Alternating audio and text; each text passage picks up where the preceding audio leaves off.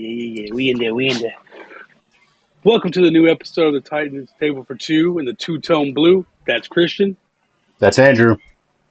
And we're here after another Titans loss. Unfortunately, falling to the Jets 24-17 feels like a little deja vu. Cause I'm having deja vu here.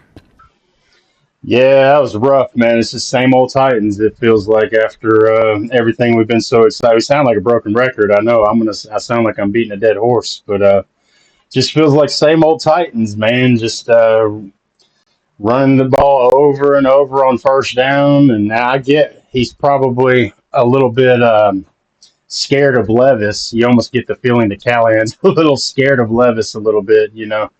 But yeah, I do get a little tired of the run on first down every time, and then long third downs. We're not efficient in the first in early downs. Gives us long third downs, hard to complete. A lot of that same old Titans, man. And then eventually, the one good thing we've been able to brag about all year, the defense, eventually wore down in the end. And Aaron Rodgers did what Aaron Rodgers does. Yeah, you can't have them on the field that much. I mean, they played great 95% of that game, Yeah. But yeah, it just felt like I literally watched the same game twice in a row. I'm seeing double here. Whether it was the little flip pass from Levis, the block punt, just the same things. You really hope that doesn't happen again. I know I said it on the last episode. Oh, we're not gonna, have a pick six and a block punt every game, and I was almost 100% wrong on that one. I think we might be seeing a little bit of the backlash of the decision to keep maybe 5 tight ends and not take Hassan Haskins there. Julius Chestnut has been terrible. He was terrible. I mean, he just got beat there. In my head, I'm like, can one of those 2 tight ends that are inactive block somebody better than that? Yeah. I mean, I think what is only rushing 4, I believe, on 4 or 5, maybe 5, 4 or 5 in that range, and they weren't going for the block at all. It was they were set up a pure punt return, like they were ready to return the punt. And and that was one of the funny notes I wrote here in just in my game notes. I don't know where it is here, but I wrote, we talk a lot about protecting Levis, but by God, man, we got to protect Ryan Stonehouse, man. It's one of the best punters in the league, and we can't protect him. They said he was furious on the sidelines after the. And I don't blame him one bit. Yeah, absolutely. Yeah. Probably about like Callahan was with that Will Levis throw. I mean, now you talk about things that happened 2 weeks in a row.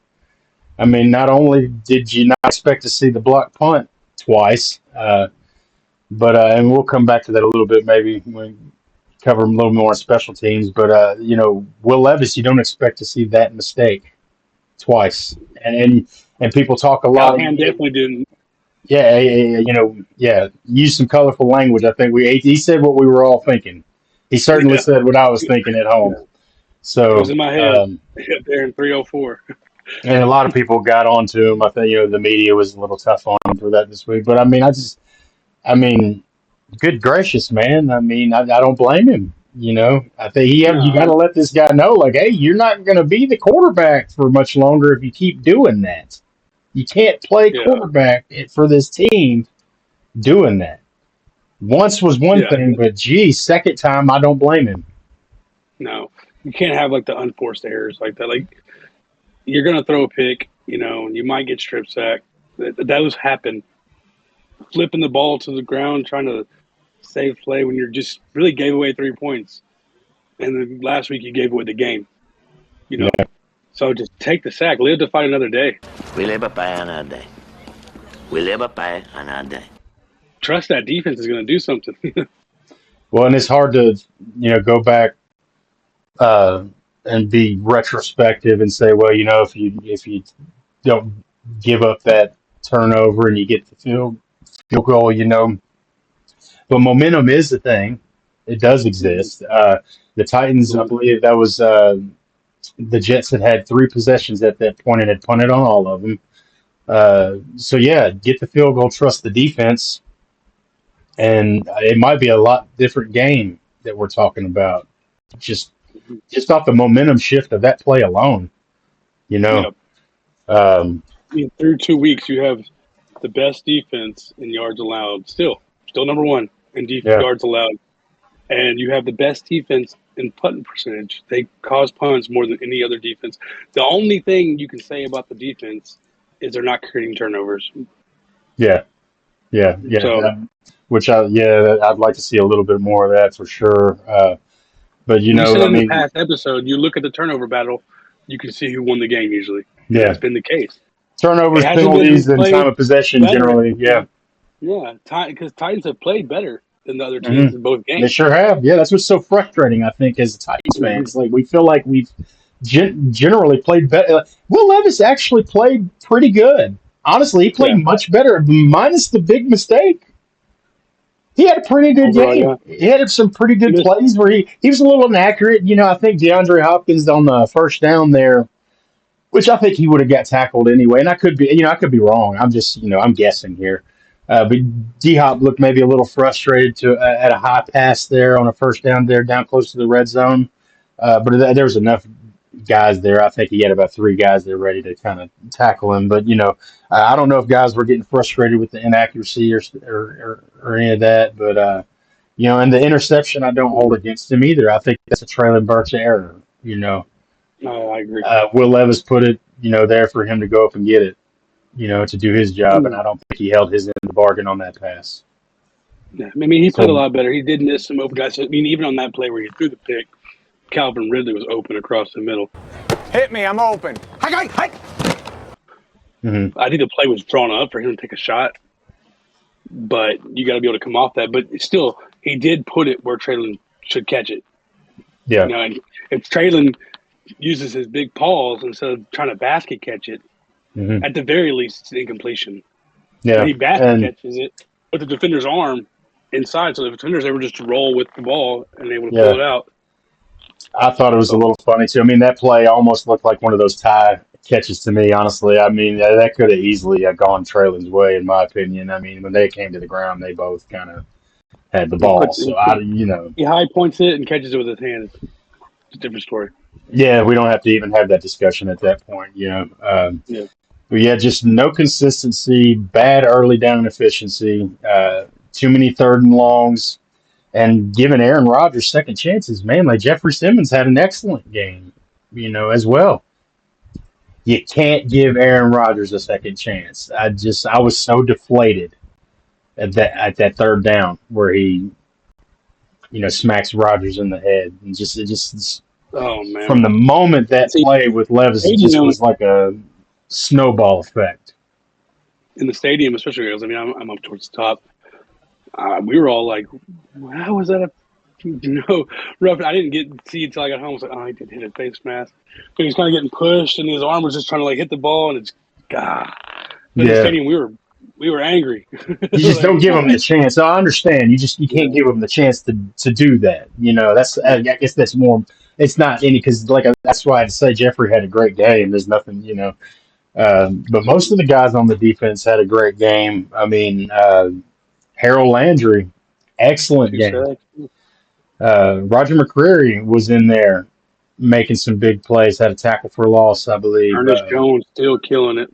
Ernest Jones, 9 tackles, 2 for loss. And then a couple of the offensive guys that I think stood out. Tony Pollard only had 62 rushing yards on 17 attempts, but he also had 5 for 40 yards receiving. So he had over 100 yards for us. He ran hard. Tony Pollard had a pretty good game, I think. And J.C. Latham looked much better. Much Uh, better. Peter Skoronski, that whole left side looked good. I think between Skoronski Cushenberry had a good and one too. Cushenberry had an excellent game, and we'll get to that right side here in a second, I'm sure. But I think between Latham and Skoronski, you only had 3 pressures, which is much better than last week. Yeah, And then also, Calvin Ridley. That's another obvious one. obviously. Yeah. Calvin Ridley he remained excellent this week. So we have blunder good. where he could have had another deep ball that went through his arms. Yeah, But that one. Yeah. that one, the catch he had was crazy too. So Well, it's nice to see Levis connecting with him this week. You got your prediction right this week. You Yeah, called a the bomb 40-yard does came bomb true. Yeah, exactly. 40, 40 plus. He got 40 Yeah, exactly. yeah. Um, But so and there's I good do things really to talk feel about. So I, with all his faults, and we've had our conversations about him, Traylon Burks and missing that catch and everything. But if he doesn't hit that block on that end around, really doesn't score that first touchdown too. So I give him sure, that. At least putting a hat on somebody. take the good with the bad, I guess, huh? I'd rather him Um, catch the ball than hit the block. But but yeah, yeah, my no. standouts on the opposite side would be I've got Brian Callahan down just for that. It just didn't seem to want to take special teams guys. That didn't seem too important with him, and I think we're suffering that a little bit. I think not having Haskins now has been, because Julius Chestnut blew that play up, and he hasn't been good on special teams. And then you take five tight ends, and two, a couple of more. I mean, Odakoya, that just still stuns me. So I've got him slightly here, and just some of the play calling. I know we understand we're still very the run is still a very important part of our game, but I'm tired of just like being so predictable. And he threw a little play action in there and stuff, but just the run on first down every time, it's the same old Titans. It just got old, so that's why I kind of had Brian Callahan on the list of bad performances here, and Traylon Burks because I do put the interception on him. Julius Chestnut and Nicholas Petit Ferrer. I guess we'll get to that right side, and Dylan Radins. Terrible. Did he Uh, even perform technically? I mean, he yeah, was there. just uh, talk about that a little bit. I guess the right side of the line because the left side seemed to be much better, Left side! but that right side is just dragging us down. Yeah, I mean, if there was one thing that wasn't deja vu, it was that the offensive line swapped, which side Yeah, um, had the problems. Petit Ferrer, we've seen multiple reports, different numbers, but somewhere between the 9 pressure and the 13 pressure number, it just a turnstile yeah, all day. Um, I mean, and even after Jermaine Johnson went out, which is their only edge rusher they had, yeah. and like And just Riddick, gotten beat you just got consistently. beat. Yeah, by a limited Jets D line. Didn't even have some of Yeah, their best guys at that yeah, point. Quinnen Williams and a bunch of who's. Hmm. Yeah, And then, I mean, Levis is getting pressured at a 53% rate this year. That's 10% more than the next guy on the list. yeah, it's dead And last. he's not perfect when he has a clean pocket. I said it last week and I'll say it again. When he has a clean pocket, he can make throws, Hmm. and he typically finds the open guy. So, Well, and and I that's mean, I why. think I think some stuff is on Levis still, maybe moving Sure, when he he's shouldn't. not perfect. But he did, but he did better than he did last week on that. Absolutely, minus the big mistake. If you could just take the big mistake away, but yeah, that's dead last. Actually, that 53.4% on all dropbacks is dead last. What's the We are second, like dead 43? last. I didn't see. I know that we were It's low 48.6% there. just this week. Just this Mm-hmm. week, every half of his dropbacks, he was pressured, and I mean that's why he was getting the ball out as quick as he was for little 2 yard gains on Yeah. second and long and third and long, and it just you can't. It's hard to win games like that. And you And brought Ravens up had a how horrible performance too. Not as bad as NPF, but pretty yeah, bad. NBF was pretty bad. You brought up the nine anywhere, depending on who you look at, 9 to 13 pressures. I found about 9 when I was counting, but others say 13. God awful either way. Too many. But last year, Andre Diller's worst game in 2023 was 7 pressures, and Dennis Daly in 2022's worst game was 6 pressures. Yeah. So it's kind of crazy to think that you'd be better off having Andre Diller or Dennis Daly Yeah. on the line instead of what we got now. So yeah, that's not much improvement. Well, improvement from one side, but not overall with the O line this week. Same old story there. It's someone on Twitter asked me, um, like, what can we do about this? And I told him, the only other offensive tackles we have on the roster, Jalen Duncan and John Ajuku, and I don't feel great about either of them either. Yeah. And then you look at the free agency market. I mean, you got people that are often injured. David Bakhtiari, DJ Humphreys, Riley Rife. They've all been solid players at one point or another, but they're always hurt. Or you have really old people like Jason Peters and Donovan Smith are both. I think Peters might be 42. He's up there. And Donovan Smith he's flirting with 40. He's not. So not a lot out there. I mean, all the best offensive tackles are going to be signed already. I mean, you could take a chance on one of them, but but they're going to have to put a tight end over there to help him or something. But that just takes away from the route concepts. There's going to have to be something done because you can't have 9 pressures a game all year and expect Levis to do anything. So I mean, that second half, I mean, we came out and at one point, and I stopped keeping count, but at one point they showed the graphic on the screen and the Titans were their first 4 out of 5 drives were 3 and out. Nothing. Just absolutely the same as last week, just stagnant in the second half, just nothing. So out of halftime. Yeah, punt, block punt, and then touchdown, the deep one, then punt, turnover on downs. Which was, I mean, that last drive was great, but then you get in the red zone, you got to finish that. Yeah, so we definitely got to improve early down efficiency and not have these third and longs. Got to change it up on first down a little bit. I can't believe we're here talking about that again. But it just seemed a little too predictable for me. It's a little frustrating. We saw some improvement from Levis. I feel like we did see some improvement from Callahan too, and the instant in place on the play calling. I mean, and hitting the deep shots helps. But I did see some improvement there. I try to be optimistic as I possibly can. Sure. Yeah. I mean, once again, you take a handful of plays out, we're 2-0. So yeah, absolutely. I mean, a couple penalties and a couple big turnovers, and it's a different game. And I was really surprised that Hopkins, because he wasn't on the injury report or anything, but I think he only played 26 plays again, which was like an 8. He was limited because I was keeping an eye on him, and he was, he was a bit scarce. It's hard to keep up with that kind of stuff when you're at the game. Mm-hmm. But yeah, looking at the plays, I was like, he only played 26. I did notice Traylon was out there a lot. Well, also going 3 and out, 4 out of 5 drives in the second half doesn't give too many opportunities to be out there, does it?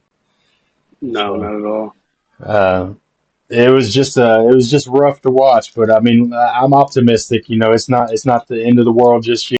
But to be second week and already be talking about our second loss of the season is rough. Especially in those fashions. One more loss, which could have been a win. Mm-hmm. I'd almost like to lose. Cowboys do get blown out, then beat yourself twice in a row. Yeah, absolutely.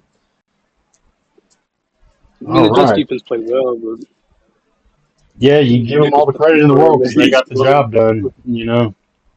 I mean, I know Ridley tore Sauce up though. Yeah, absolutely. Ridley had a great game. Sauce Gardner, I think Sauce got targeted 6 times with 5 catches and a touchdown on him. Yeah. I was surprised. He was definitely holding a little bit on that last little drive in the red zone. He was definitely getting a little extra handsy there. Yeah, and L'Jarius Sneed though did get beat by Garrett there. He got a couple times, but nothing compared to Sauce. No, it ended up being crucial part of the game, and but yeah, did you have a final bite for us on this edition of the Titans Table for Two? We'll wrap this up.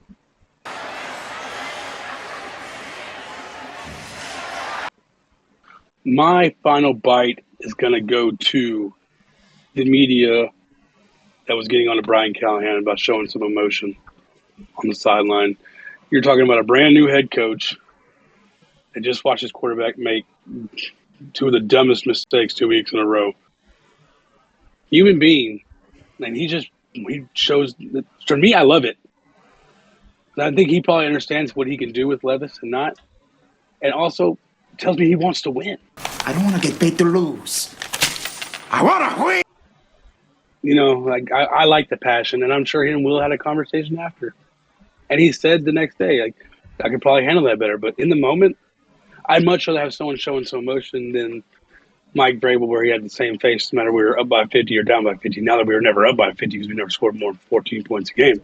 But you get what I'm saying. Well, yeah, Mike Vrabel, you never knew what was going on from day to Still day. love the guy, but Yeah, yeah, just feel like you always have to, caveat it with that anytime you say anything of, yeah, because some people come for you that are still yeah, mad that we fired them. So yeah, it just, yeah. I like the transparency and stuff, and that didn't bother me one bit. Anybody that's bothered by that is just searching for something to cry about, man. I mean, that's just yep, silly. I mean, I like people don't do that in their own time, when they're frustrated in a key moment of whatever's going on in their life, so high yeah. pressure situation, it's NFL football. Every game probably just is like that. I can't imagine what it's like to be on the sideline like that. So And my thing is, I don't think anybody, and say what you want about his mistakes he's done, I don't think anybody's tougher on Will Levis than Will Levis. If there's one yeah, thing you could say about him is the dude wants to win and he wants to be great. He just has to harness that and not make the mistake in trying to be great. yeah, So, absolutely. Yeah, it didn't bother me at all. Like I said, I mean that's silly. Um, but yeah, my final bite is Traylon Burks. Um, I like Traylon Burks. Uh, I've wanted Traylon Burks to succeed. I still want him to succeed. I'm just kind of over the Traylon Burks experiment. yeah, I think after this year, I thought I was kind of, he did really well. You kept hearing, and you never know truly, I guess, unless you're there. Callahan's not going to say anything negative about him necessarily. Um, but you heard all the good that he did in practice, and it's just the same old. It's kind of like same thing we feel about the team in general. Traylon Burks actually kind of encapsulates how I feel, microcosm. yeah, about the team entirely. It's just I feel the same way I feel about him as I do generally about the team and what's going on and what we're seeing. It's just I'm over the Traylon Burks experiment. I wish him well, and I think this will probably be it after this year because I don't see him doing anything of significance that'll justify us keeping him here. So I think everybody kind of sees the writing on the wall with that. Even if it is a positive play, a lot of times he gets hurt.